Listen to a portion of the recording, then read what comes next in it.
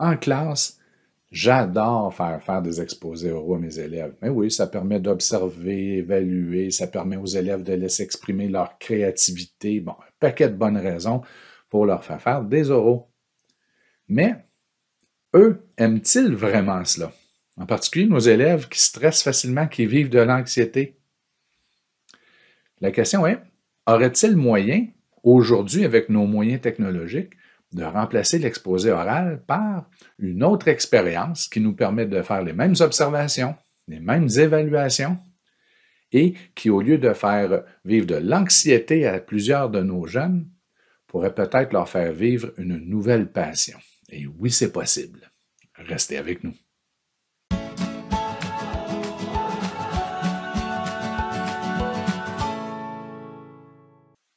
Et oui, on parle ici de balado. Donc, peut-on remplacer l'exposé oral traditionnel par un balado? Ben, je crois que oui. En réalité, pour réaliser un balado, ce n'est pas si complexe.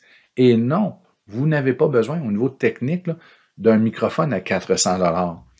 On peut faire un balado avec un Chromebook, avec un ordinateur portable, avec un vieux cellulaire, un iPod, une tablette, un iPad.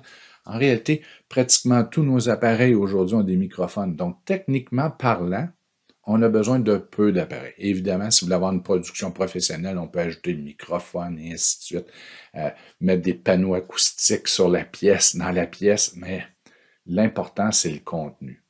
Donc, oui, il est possible de réaliser un balado ou que les élèves réalisent un balado en quelques minutes. Et surtout, parce que là, on doit le dire, il y a beaucoup d'options possibles, puisqu'on peut faire vivre l'expérience du balado à nos élèves de 50 façons différentes, pour 50 situations différentes. Donc, il y a des options qui vous sont offertes qui n'étaient pas possibles avec les exposés oraux. Donc, on parle surtout de diffusion. Est-ce que c'est un balado qui sera accessible uniquement par les gens du groupe ou les parents puissent écouter, ou on veut que ça soit diffusé à la grandeur de la planète?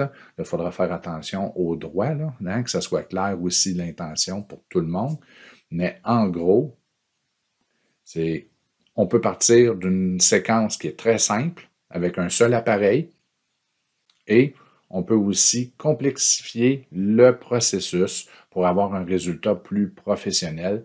Donc, est-ce que vos élèves sont en troisième année du primaire, en troisième secondaire? Quel est le temps que vous désirez accorder à l'opération?